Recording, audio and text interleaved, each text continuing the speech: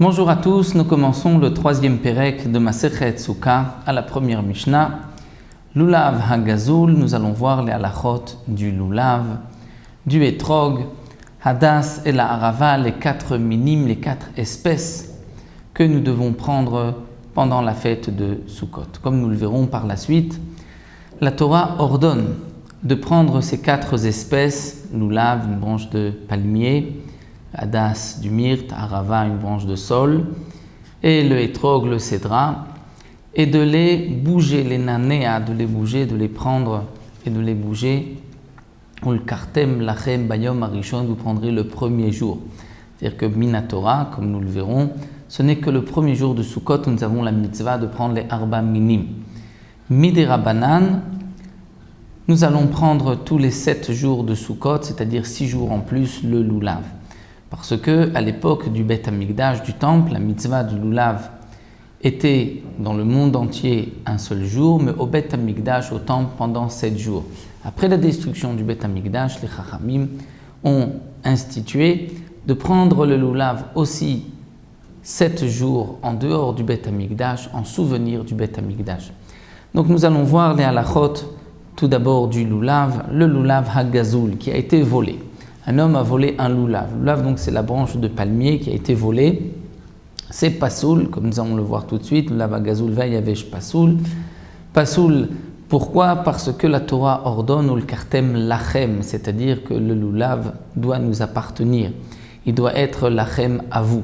S'il ne nous appartient pas, s'il a été volé, on ne peut pas s'acquitter de la mitzvah. Et même dans le cas où le propriétaire a fait ce qu'on appelle le yehush, c'est-à-dire il a abandonné tout espoir de le retrouver.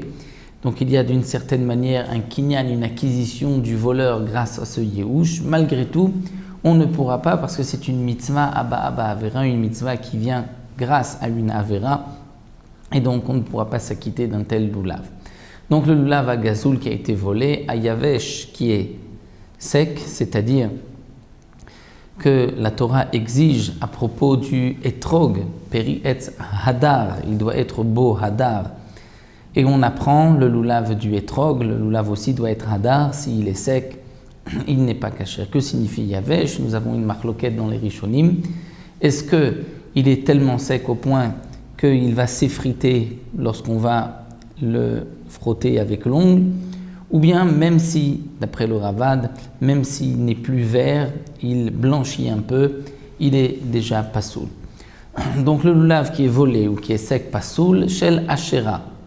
Si le lulav provient d'un arbre, ashera, c'est-à-dire un arbre sur lequel, un arbre qu'on a rendu à Vodazara, c'est-à-dire que des gens se sont prosternés à ce lulav, à cet arbre tout entier, l'arbre d'où provenait le lulav.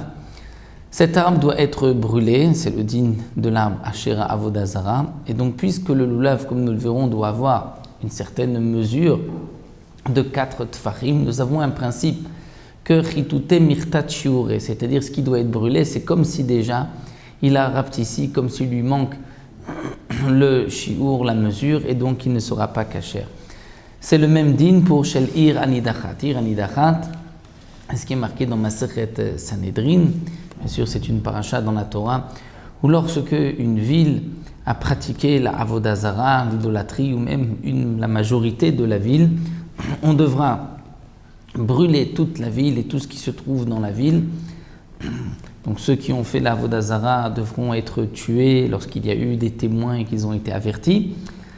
Les autres ne seront bien sûr pas tués.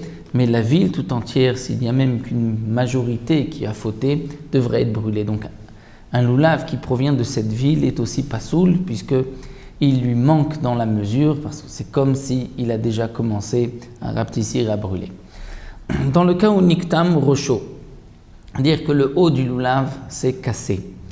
Là encore, nous avons une marloquette. Est-ce que c'est uniquement l'arête centrale, la tige du milieu, les feuilles du milieu, ou seulement lorsque ou la majorité des feuilles se sont cassées. C'est une marloquette, donc niktam rocho. Lorsque on va dire la tête du lulav s'est cassée, le lulav est composé d'une shidra qui est appelée la tiyomètre, puisqu'il y a 2 feuilles qui sont collées comme de feuilles jumelles.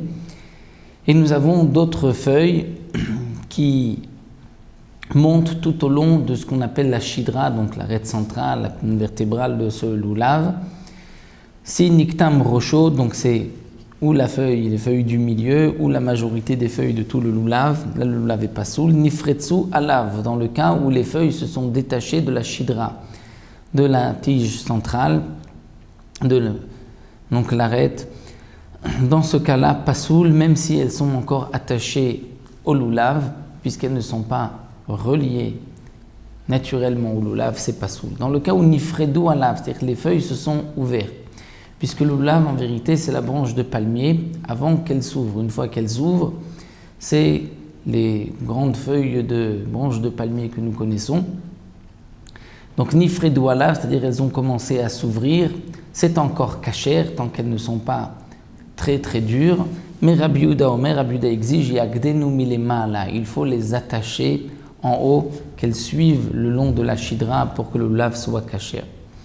La Mishnah nous parle d'une variété de lulav, Tzine Har Barzel. Ce sont des lulav qui poussent dans cet endroit appelé Har Barzel, montagne du fer. La particularité de ces lulavim, c'est que les feuilles ne couvrent pas, sont très courtes et ne couvrent pas la longueur de la shidra. Elles ne montent pas tout au long de la shidra. Donc malgré tout, kesherot, c'est kasher à condition qu'une feuille arrive, c'est-à-dire la feuille du mât arrive au moins à la racine, à la sortie de la feuille du haut. Un dernier din que nous enseigne la Mishnah, lulav sheishbo shlosha tfachim, un lulav qui a 3 tfachim. Kedel enane abo, c'est-à-dire il y a 3 palmes, et kedel enane abo pour qu'on puisse le secouer. Et le Barthénoura nous explique, comme c'est marqué dans la Gemara, en vérité on parle d'un lulav qui a 3 tfachim plus un 4e pour qu'on puisse l'enane abo, pour qu'on puisse le bouger, le secouer. Donc un lulav qui a 4 tfachim, 4 palmes, environ 40 cm, d'après d'autres avis 32 cm, kasher, le lulav est kasher. Donc le shiur du lulav c'est 4 tfachim, alors que le hadas et la harava, nous verrons que c'est 3 tfachim. Donc voici pour la première Mishnah qui est le din du lulav. Dans la deuxième Mishnah, nous verrons le hadas, ensuite la harava, le etrog, et on reparlera de la mitzvah de ces arba minim, de ces 4 espèces par la suite.